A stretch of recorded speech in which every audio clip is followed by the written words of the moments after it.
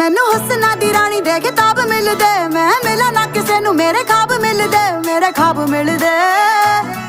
ਵੇ ਮੈਂ ਕੇਤਕੀ ਦੇ ਫੁੱਲਾਂ ਦੀ ਸੁਗੰਧ ਲੱਗਦੀ, ਕੁੜੀ ਜਦੋਂ ਬੋਲਦੀ ਤਾਂ ਖੰਡ ਲੱਗਦੀ, ਖੰਡ ਲੱਗਦੀ।